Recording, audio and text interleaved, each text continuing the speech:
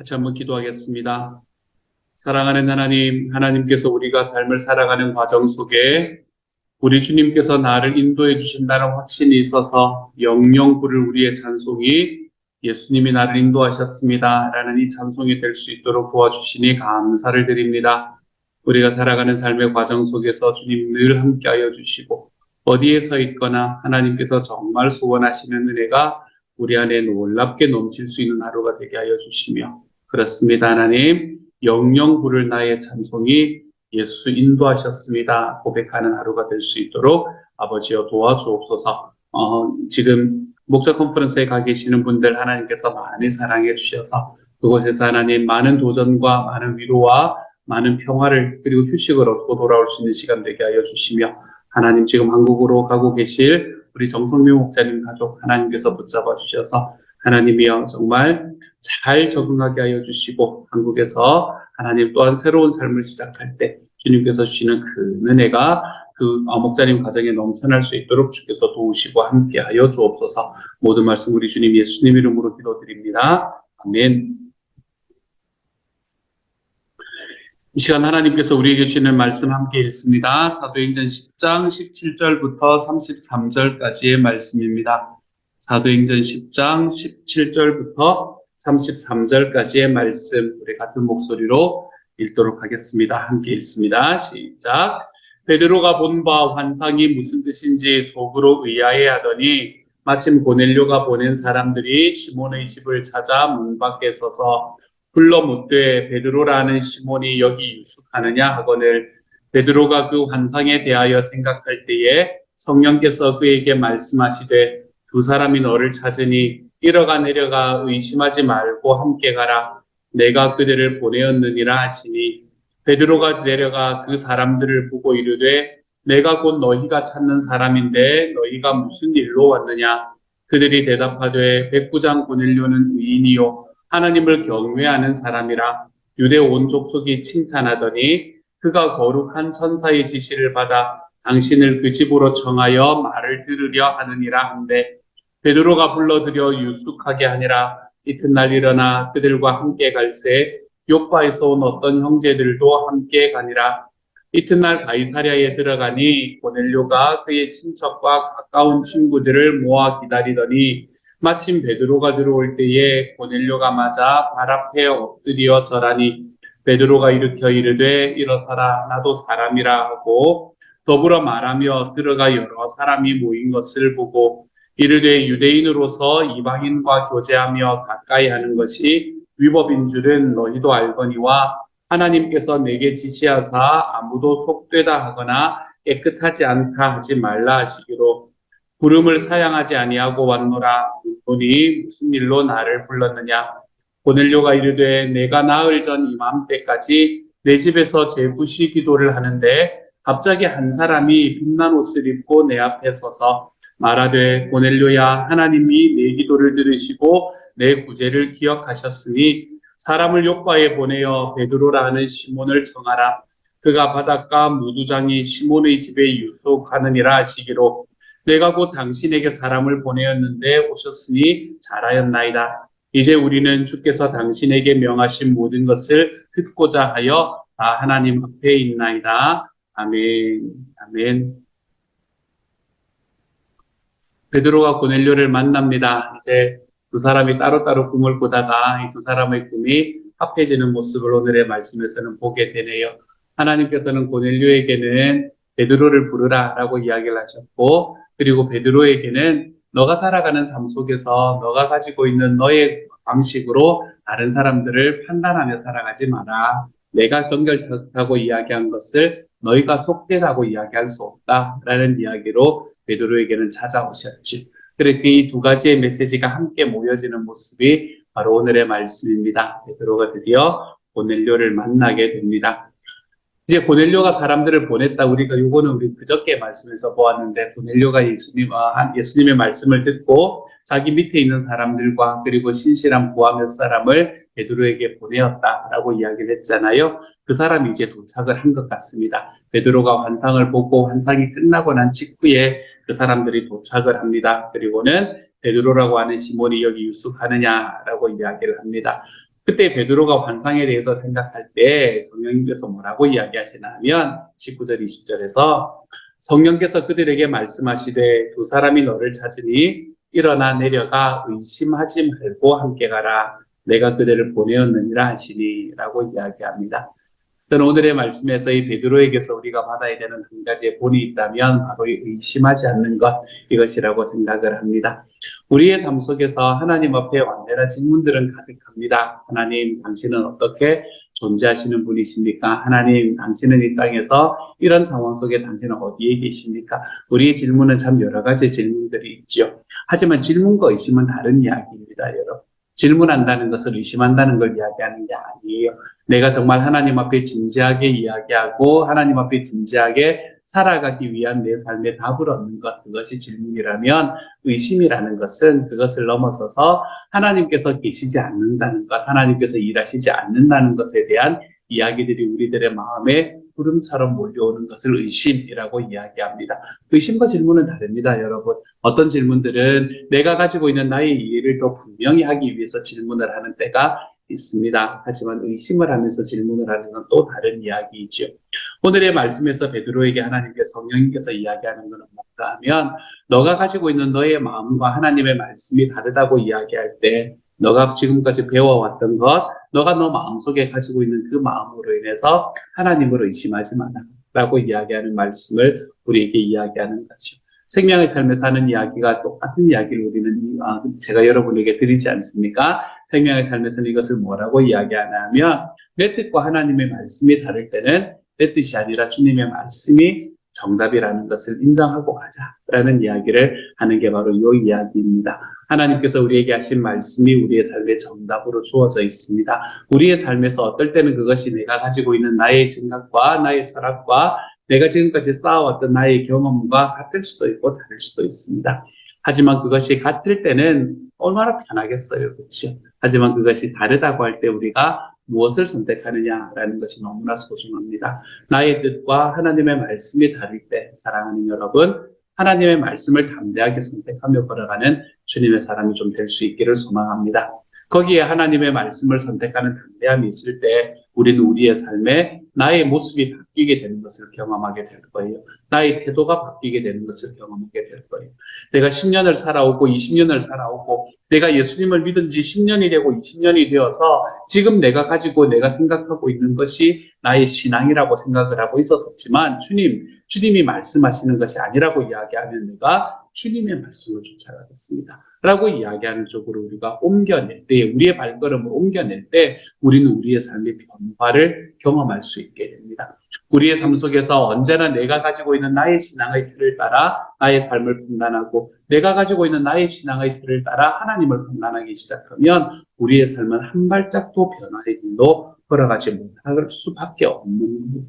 그러므로 사랑하는 여러분, 주님께서 나에게 말씀하시는 일이 있다라고 이야기를 하면 그 말씀에 내 마음에 이것이 진리임을 내 마음속에 붙들고 걸어가 볼 수 있는 하나님의 사람들이 되어가실 수 있기를 소망합니다. 하나님의 말씀과 나의 철학과 나의 생각이 다를 때는 우리 주님의 말씀이 정답입니다 라는 것을 선택하며 걸어가 볼 줄 아는 하나님의 사람이 되어서 우리가 주님 앞에서 한 걸음 한 걸음 변화하는 것이 하나도 힘들지 않을 수 있는 하나님의 사람들이 되어가시기를 소망합니다. 꼰대라는 이야기가 있지 않습니까? 그렇죠? 꼰대라는 이야기는 요즘은 젊은 꼰대들도 있긴 하지만 점꼰이라고 합니다, 여러분. 이런 단어들 알면 신세대가 되셔야 됩니다.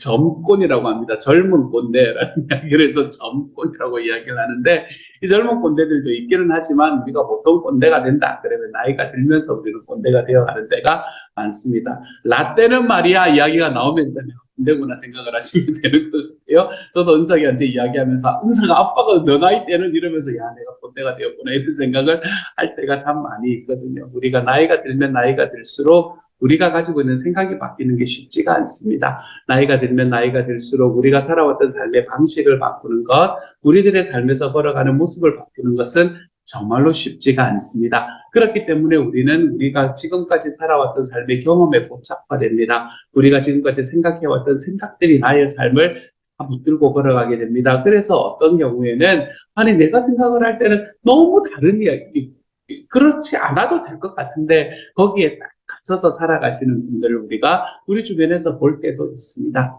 우리가 예수님을 믿는 사람이라면 좀 그 길에서는 그 길로는 걸어가지 않았으면 정말로 좋겠어요. 내가 나이가 50이 되고 60이 되고 70이 된다고 하더라도, 내가 80이 된다고 하더라도 날마다 우리 하나님 앞에 마음을 열어놓고 살았으면 좋겠습니다. 내 삶에 지금까지 내가 살아왔던 삶의 경험이 나의 삶을 규정하지 않습니다. 주님, 나의 삶을 규정하는 것은 내 주님의 말씀밖에 없습니다. 이것을 우리의 삶에서 고백하며 살아가 볼 수 있는 주님의 사람이 되십시다. 그래서 하나님이 말씀하신 것은 너가 의심하지 말고, 하나님의 말씀을 의심하지 말고 함께 걸어가 볼 수 있는 하나님의 사람으로 살아가는 저와 여러분이 되어갈 수 있기를 우리 주님의 이름으로 축복합니다. 그리고 이제 갔어요. 그리고 이제 갔더니 어떤 일이 일어나냐면 24절부터 보면, 이튿날 가이사랴에 들어가니 고넬료가 그의 친척과 가까운 친구들을 모아서 기다립니다. 야, 고넬료가 참 대단하지 않습니까, 여러분?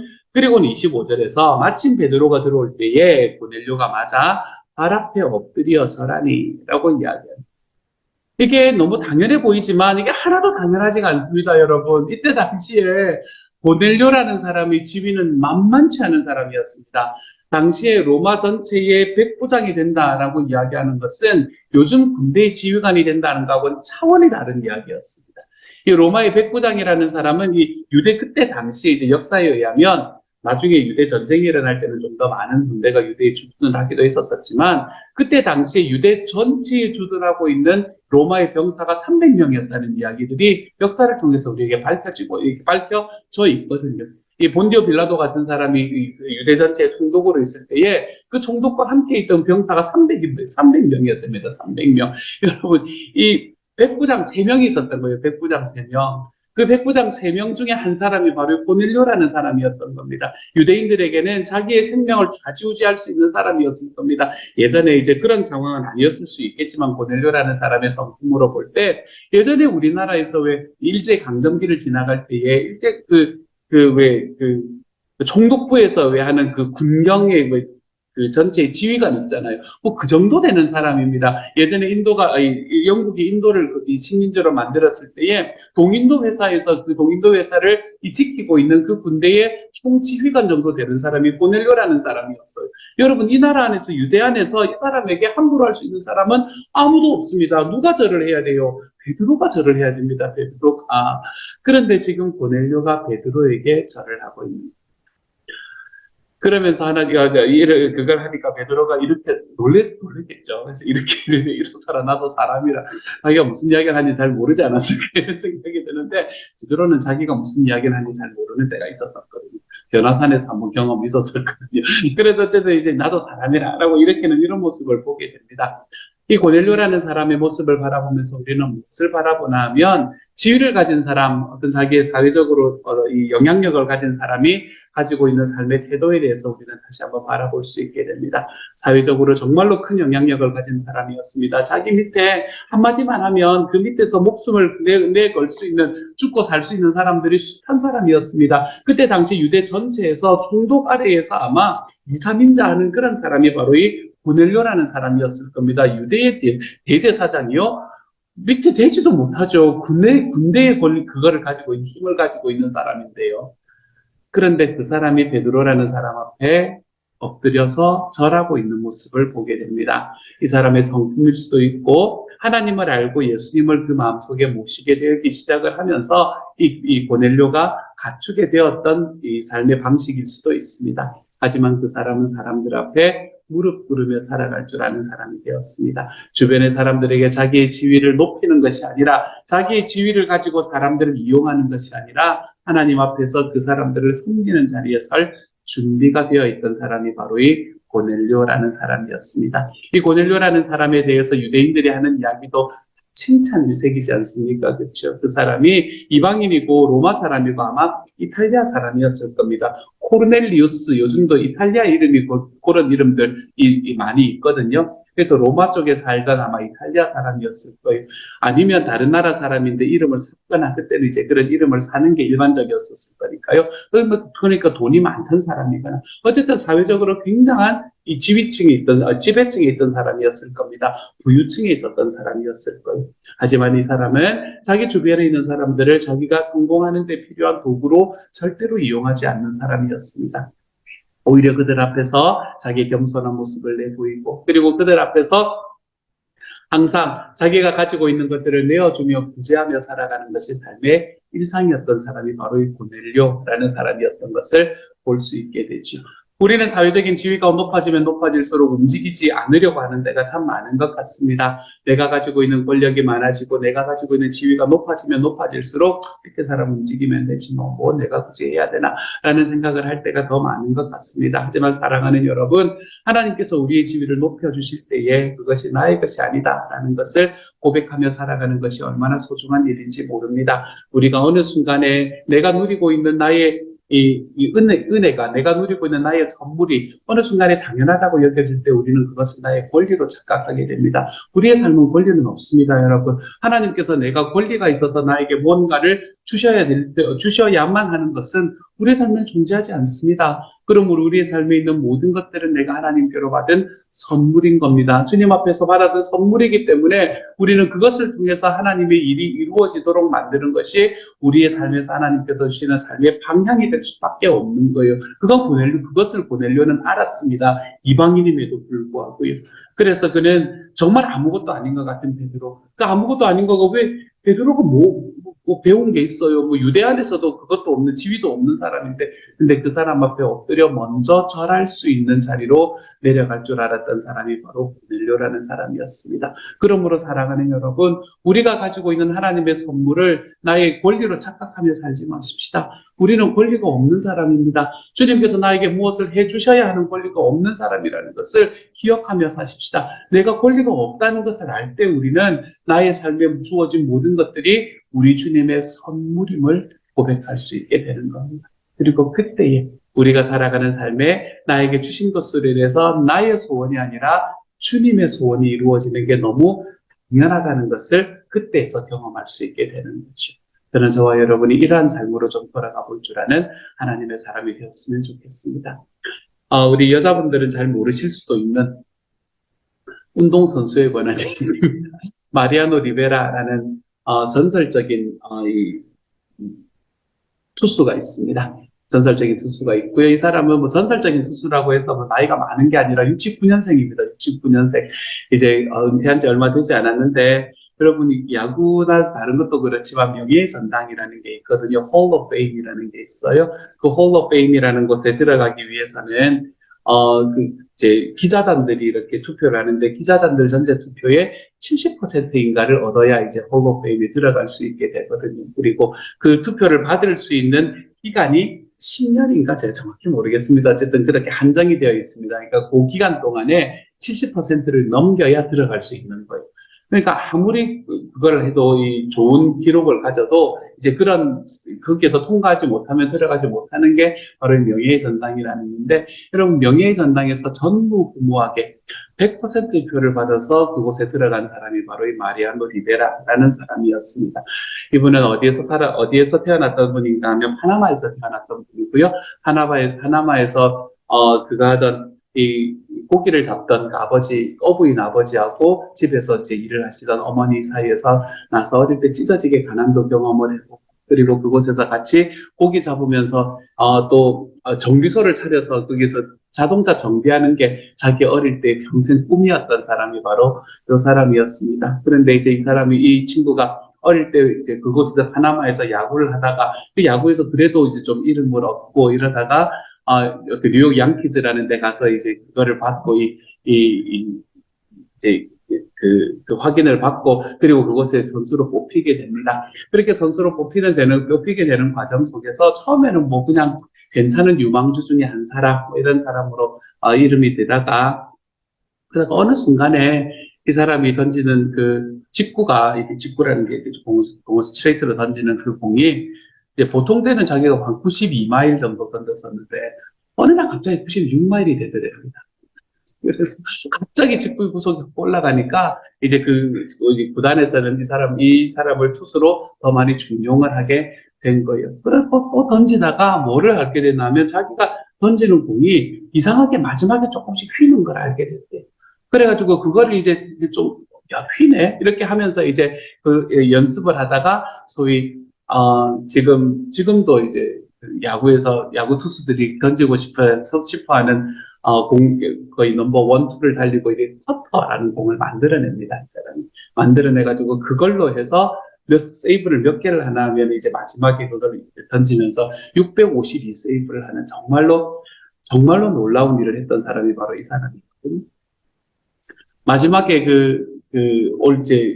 마지막 그가 하는 해, 은퇴하는 해에도 정말 MVP급 활약을 했던 그런 사람인데, 마지막에 올스타전을 할 때 이 사람이 다 등판을 할 때 그 보여줬던 그 세레모니는 진짜 멋있습니다. 정말로 제가 그때 아마 녹화로 보고 제가 주책맞게 울었던 기억이 나는데 너무나 멋지게 그렇게 은퇴를 했던 그런 분이었는데, 이분이 이제 2009년에 교회를 세우고 이제 자기 그걸에서 교회를 세우고 그때부터 시작을 해서 계속 하나님의 이름으로, 예수님의 이름으로 주변 사람들, 그리고 파나마에서 미국에서 빈민들을 계속해서 돕고 있는 일에 지금 온 힘을 다하고 있는, 은퇴를 하고 난 다음에는 그 일에 온 힘을 다하고 있는 분이 바로 이분입니다. 근데 이분이 이제 그걸 하면서 이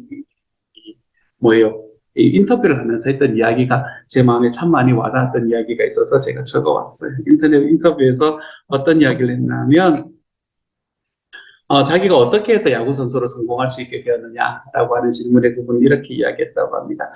커터는, 자기가 이제 그 던졌던 구종이 커터라고 이야기했잖아요. 커터는 주님으로부터 받은 선물이었다. 나는 사실 아무것도 가진 것이 없는 사람이었다. 라고 이야기를 했다고 전해집니다. 처음에 파나마에서 미국으로 건너왔을 때는 영어도 한마디도 못하는 상황 속에서 구단에서 그걸 해야 되는, 야구를 해야 되는 그런 상황 속에서 자기가 아무것도 가진 것이 없었지만 자기가 받은 모든 것은 하나님의 선물이었습니다. 라고 이야기하는 그러한 모습을 우리에게 보여줍니다. 지금도 이 구원투수라는 게 있는데, 이 구원투수들에게 주는 그 상이 있습니다. 그 상의 이름이 마리아노 리베라 상이라고 이야기를 할 만큼 이 사람은 전설적인 사람이 되었음에도 불구하고 마지막까지 그의 고백은 이겁니다. 나에게 내가 가진 것이 있다면 주님의 선물을 가졌을 뿐입니다. 그리고 그것으로 나는 지금 다른 사람들을 도우며 살아가는 곳에 서 있는 게 행복합니다. 라고 이야기하는 모습을 볼 수 있게 돼서 저는 참 이분이 참 존경스럽구나. 나이 3살밖에 안 많아. 저보다 3살밖에 안 많은 형이지만 이 형 참 존경스럽다는 생각을 제 마음에 하게 되었습니다. 사랑하는 여러분, 우리의 삶이 우리가 가진 건 다 선물입니다, 여러분. 내가 하나님께서 나의 삶을 주신 것을 선물이라는 것을 알 때에 우리는 진짜 겸손의 자리로 걸어 들어갈 수 있게 됩니다. 하나님께서 나에게 주신 것이 나의 자격으로 인한 나의 권리다라고 생각하는 순간에 우리는 그 겸손의 자리에서 교만의 자리로 뛰어가기 마련입니다. 그러므로 오늘 하루 살아가며 기억하십시오, 여러분. 내 삶에 무엇이라도 받은 것이 있다면, 내 삶에 무엇이라도 내가 자랑할 것이 있다고 생각을 한다면 이 모든 것은 주님께서 나에게 주신 선물입니다. 그러므로 나는 자랑할 것이 없습니다. 이것을 고백하며 걸어가 볼 수 있는 하나님의 사람들이 좀 되어가시기를 우리 주님의 이름으로 축복합니다. 함께 한번 기도하죠. 사랑하는 하나님, 과로는 하나님이 나에게 주신 선물입니다. 하나님, 이 과로를 우리가 오늘 하루 채우며 살아가 볼 수 있도록 주여 도와주옵소서. 사랑하는 주님, 주님께서 우리에게 주신 그 선물이 너무나 감사하고 행복해서 하나님께서 우리에게 주시는 놀라운 은혜로 하나님 정말 날마다 오늘 하루의 삶의 시간마다 저의 자격이 아니라 주님의 은혜로 저에게 주신 선물임을 기억할 수 있도록 아버지여 도와주시고, 하나님, 그렇게 하나님 앞에 걸어가는 삶의 발걸음마다 주님께서 주시는 그 신은혜들을 경험하며 살아가 볼 수 있는 하나님의 사람이 되게 하여 주옵소서. 그렇습니다, 주님. 주님께서 주신 선물입니다. 하나님, 그것이 우리의 삶의 고백이 될 수 있는 하루가 되도록 주여 도와 주옵소서. 감사를 드리며 모든 말씀 우리 주님 예수님 이름으로 기도드립니다. 아멘. 주님께서 가르쳐 주신 기도 함께합니다. 하늘에 계신 우리 아버지, 아버지의 이름이 거룩하게 하시며 아버지의 나라가 오게 하시며 아버지의 뜻이 하늘에서와 같이 땅에서도 이루어지게 하소서.